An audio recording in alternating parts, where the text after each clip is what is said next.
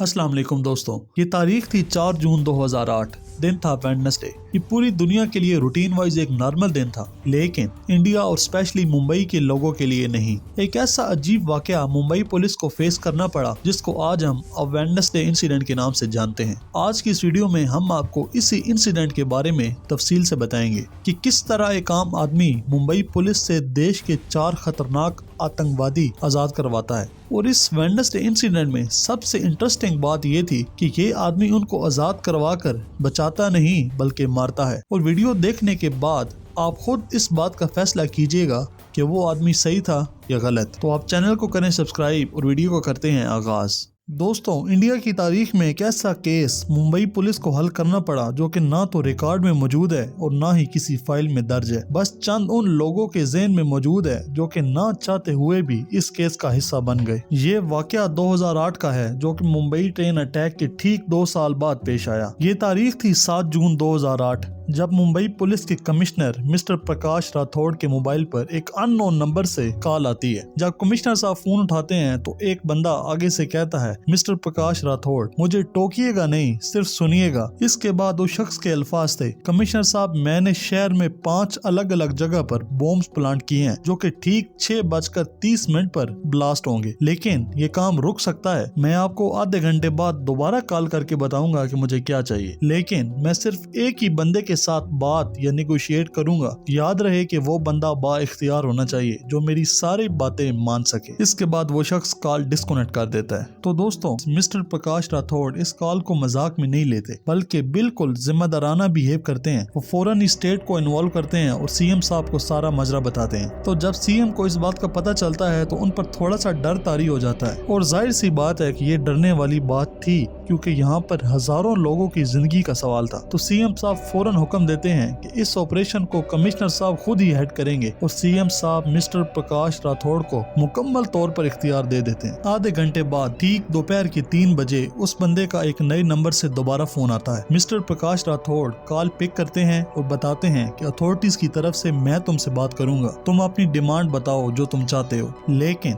याद रहे दोस्तों कि पुलिस साथ साथ उसके नंबर्स को ट्रैक भी कर रही थी, लेकिन पुलिस की ये कोशिश नाकाम रही क्योंकि नंबर्स की लोकेशन मल्टीपल थी। मतलब उस स्पेसिफिक नंबर की लोकेशन इंडिया, मलेशिया, सिंगापुर वगैरह वगैरह शो हो रही थी। तो दोस्तों, वो शख्स मिस्टर प्रकाश राठौड़ को कहता है कि मुझे इब्राहिम खान, इखलाक अहमद, मोहम्मद जहीर और खुर्शीद लाला, ये 4 बंदे जो कि उस वक्त जेल में थे, चाहिए। दोस्तों, हम पहले जरा आपको इन 4 कैदियों के मुतालिक थोड़ा सा आगाह कर दें। सबसे पहले इब्राहिम खान, ये अलकायदा के ग्रुप का मेंबर था जो कि इंडिया में बॉम्ब ब्लास्टने के लिए भेजा गया था। उसने 30 से ज्यादा मदरसे इंडिया में कायम कर रखे थे जहाँ पर छोटे बच्चों का ब्रेन वॉश करके जहाद के नाम पर तबाही के बारे में सिखाया जाता था, जिसको इंडियन इंटेलिजेंस ने पकड़ा था। सेकंड वन वाज इखलाक अहमद, इसका तल्लक भी अलकायदा से था, इब्राहिम खान का राइट हैंड था। दोस्तों, इसके बारे में थ्योरी ये है कि जब इसको मिस्टर प्रकाश राठौड़ ने पकड़ा था तो ये खुद को एक्चुअली में जानबूझकर पकड़वाना चाहता था ताकि इब्राहिम खान को छुड़वाने में और जल्दी हो सके। 2005, 2006 और 2007 में इंडिया में जितने भी बॉम्ब्स अटैक हुए उसमें इखलाक अहमद डायरेक्टली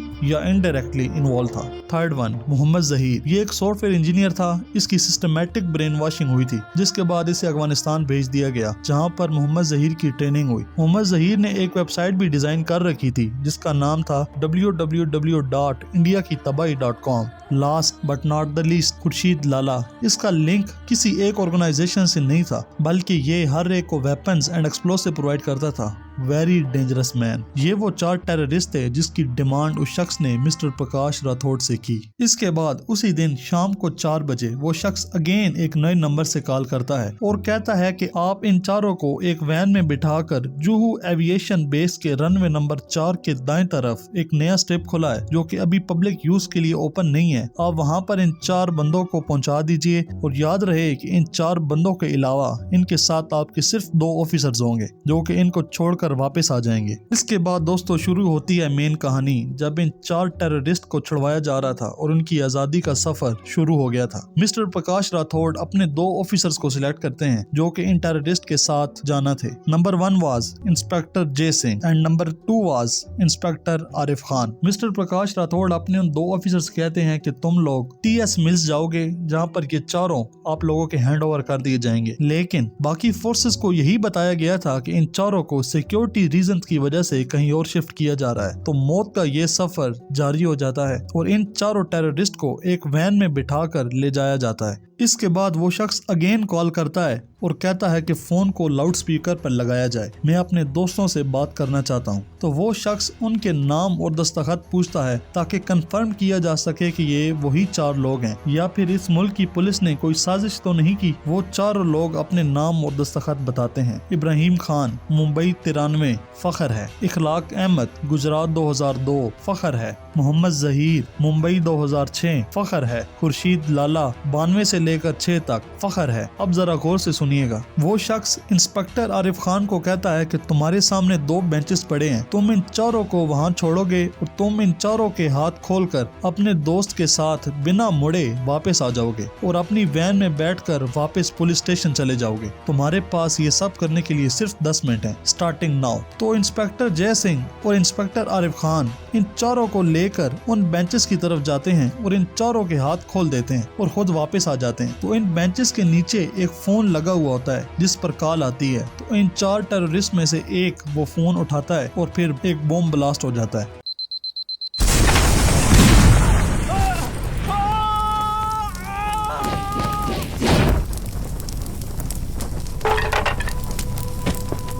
जिससे ये चारों वहीं मौका पर ही मर जाते हैं। जी हाँ दोस्तों, ये सब प्लान उन चारों को बचाने का नहीं बल्कि उनको मारने का था। ये चीज पुलिस और कमिश्नर साहब मिस्टर प्रकाश राठौड़ के लिए भी बहुत ज्यादा हैरान कौन थी। तो उसी हैरानी में मिस्टर प्रकाश राठौड़ उस शख्स से पूछते हैं कि हु आर यू, और तुमने ऐसा क्यों किया। तो वो शख्स कहता है मैं ना तो कोई टेररिस्ट हूँ और ना ही मेरा किसी ऑर्गेनाइजेशन या इन चारों से कोई तल्लक है। I am just a common man. जी हाँ दोस्तों, ये एक आम आदमी था, बिल्कुल आपकी और मेरी तरह का आम आदमी, जिसने पुलिस को बेबस कर इन चारों टेररिस्ट को मार डाला। दोस्तों ये वाकया उस वक्त का है जब इंडिया में बॉम्ब ब्लास्टिंग अरूज पर थी और ये आम आदमी इन चारों को मारकर बदला लेना चाहता था। तो मिस्टर प्रकाश राठौड़ ने इस शख्स से इसका नाम भी पूछा और उसने बताया भी, लेकिन मिस्टर प्रकाश राठौड़ ने कभी भी उस शख्स का नाम पब्लिकली शो नहीं किया, क्योंकि दोस्तों हम लोग नाम में मजहब ढूंढ लेते हैं और इन टेररिस्ट एक्टिविटीज को सिर्फ मुसलमानों से मंसूब करते हैं। मैं इस वीडियो के आखिर पर यह बताना चाहूंगा कि इन टेररिस्ट का तल्लक किसी भी मजहब से नहीं होता, क्योंकि दुनिया के हर एक मजहब में किसी भी बेगुनाह शख्स को मारने की इजाजत नहीं है। आपको ये वीडियो कैसी लगी कमेंट बॉक्स में जरूर बताएं।